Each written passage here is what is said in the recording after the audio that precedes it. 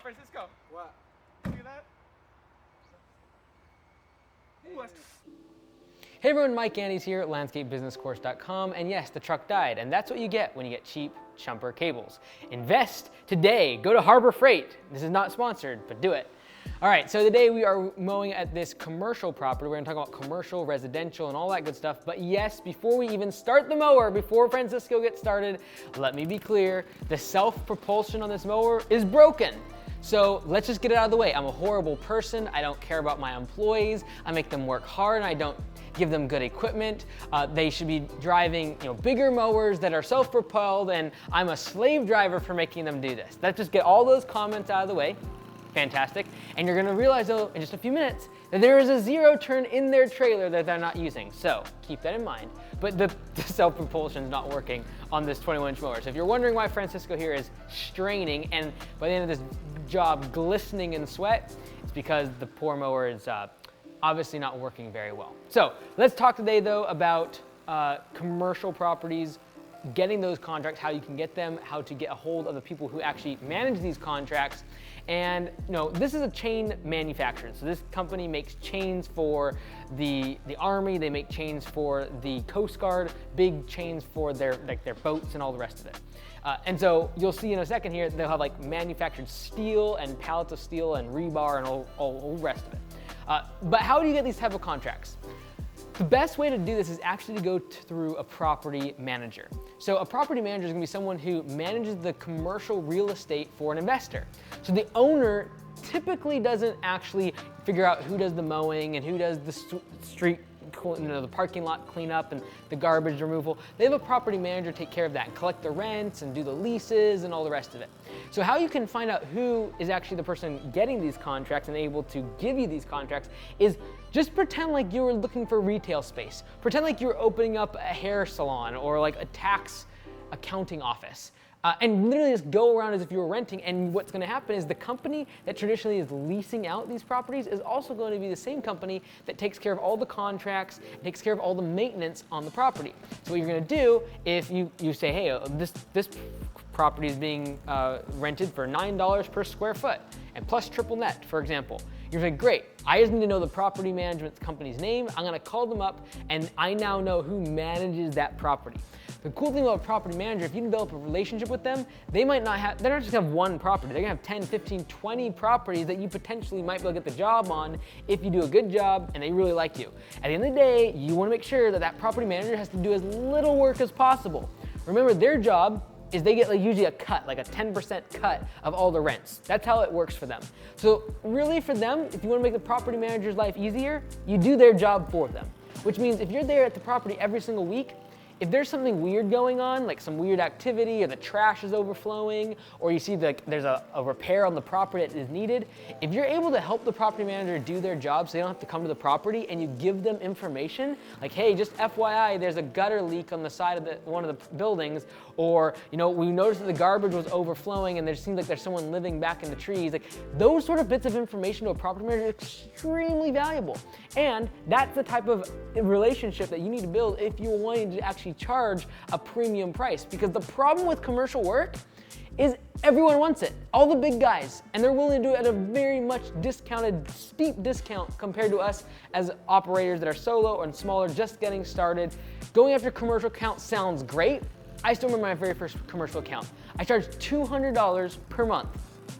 Today, we would be charging this customer about $1,500 for the exact same services. But why? Well, back in the day, $200 a month seemed big to me. It was the equivalent of like getting 2 or 3 mowing customers that were residential. I was like, this is great. I'm gonna go commercial. I got this big property. And little did I know, I was massively undercharging. If you wanna charge what you're actually worth and charge what your hourly rate is otherwise on residential, if you wanna charge that on commercial, you're going to have to add extra value to the relationship to the property manager. Again, do their job for them. How can you add value? How can you tell them, hey, this tenant seems a little bit shady. It seems like there's 5 parking spots. They're all filled by the same tenant. Those are the little things that are gonna really allow you to create that relationship, and that's gonna lead to more sales because that property manager has the key to a lot of other contracts that you can potentially tap into. Now you might be asking, well, should I do the commercial stuff, or should I go after residential if I'm trying to start a lawn care business? let's go over the pros and cons. So the pros, like the positive parts of doing commercial work like this one is, first of all, less windshield time. You don't have to drive around all day long. You have a very efficient route because literally 2 or 3 of these properties will fill your schedule for the whole day. You don't have to be driving around. At the end of the day, the bane of our existence in the lawn care industry is windshield time when you're driving from property to property. So one of the best things, the pros of having these big commercial properties is less drive time. You park in one spot and you work for 2, 3, 4, 5 hours on one job site. Less fuel, less maintenance on the truck, and at the end of the day, when the blades are turning, that's when you're making money. Another thing that's really great about commercial work is the less communication. I would much rather have one customer that's big than 20 other smaller customers, because that means I gotta invoice 20 more times. I gotta take way more calls 20 more times. I gotta talk to 20 different homeowners that have different standards and want different notes and different heights of cut. Whereas with commercial, they're usually a little bit less picky because they just want the work done. They're like, hey, cut the grass, don't mess anything up. They just want it done. It's more like they want utilitarian, like they just want the stuff done. Whereas the homeowner, they're like, well, I want it to be on this way, and don't want you to edge this area, and I want to cut down this height, and last time they didn't move the hose, and they didn't edge it exactly the way I liked, and it went too fast. Whereas the commercial properties, like, go for it. They don't really care, they just want it done. So there's definitely some pros when it comes to the commercial side. Another thing is, you don't need as many office people if you're doing commercial because there's less calls to handle. There's less people to invoice. You might have a massive commercial business that only services like 20 properties. But if all those properties are a few $1,000s a month, you got yourself a business. So there's definitely pros to the commercial side. Now, there are some downsides. The downsides is that everyone and their mom that has a big company wants to go after commercial, which means if you're gonna be competing against Brightview and other massive regional players, they can squash you like a bug. And they will go into a market if they want market share, and they will simply just price cut everybody. They'll go in there and they'll do it at a loss, or they'll win the contract and be okay with a 3, 4, 5% profit margin. Unless you're doing millions of dollars in revenue, like many millions of dollars in revenue, a few percentage points in profit is not what I got into business for. I want 15 to 20% profits. And that's typically gonna be found in small commercial or residential. So that's why we focus more on residential, but we do have commercial, like this property. Again, people that are willing to pay a premium price for that premium service, for the fact that people show up with uniforms, they can talk to any of the employees, that when they call, there's people on the phone. So there's definitely value you can add to get these commercial contracts and then be willing to pay more. Another negative about the commercial is typically you're gonna need bigger equipment, right? You're gonna need more equipment, you're gonna need bigger equipment, and you're gonna need more staff. So especially if you're just getting started, residential is probably the best place to get started, because if you're gonna get started in commercial and you wanna be price competitive, you're gonna need bigger trucks, bigger equipment, and you're gonna need a lot more manpower. You're gonna wanna go to a property and have 3, 4, 5 guys hop out if they're gonna be working there for 15 man hours. You don't want one guy going there for 2 solid days. Usually the client won't like that. So definitely pros and cons to having commercial work. Last thing before we wrap up the video is about training. A lot of people have been asking, well, should I do video training, or should I have a checklist, or how should I do this? We have tried video training, and in the past it has not worked very well for people out in the field. If you sit someone down in front of a video, even if it's well presented, they get this like million-mile stare.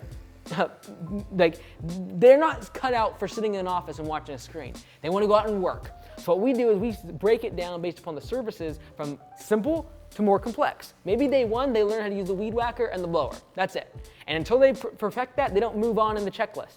The next thing they might learn is the push mower. Then they might learn the zero turn. Then they might learn how to drive the truck. Then they might learn how to back up the trailer. These are all parts of the process, and I would recommend having a checklist that they work through over the course of a week, 2 weeks, 3 weeks, whatever it might be. If they have more experience, they're gonna get through the checklist pretty fast. Maybe on day 3, they're already running the truck and driving and backing up and all the rest of it. But it creates a system by which they have to work their way through, they have all the skills required, and by the end of that 2 or 3 weeks, they're to a certain level of proficiency. And best of all, they won't go completely mind numb by watching videos. We've tried it. It sounds great in theory. Greenius is a company, Greenius. They have video training for the field workers, but we've never seen it be super beneficial, and they don't usually gravitate it. They like getting their hands dirty, getting out in the field, and they can do it profitably and efficiently if they start with basic stuff, they get good at it, and they move on to the next thing. You don't need to take an entire day with your best employee to train a new guy, take the entire day, make it an unprofitable route just by training them. Okay, we're gonna take this one job that should take 20 minutes. We're gonna make a 5-hour job by training you. That's inefficient. What if that person leaves in a week later? So hopefully that was helpful when it comes to training your employees. I'm Mike Andes, landscapebusinesscourse.com. We'll see you on the next video.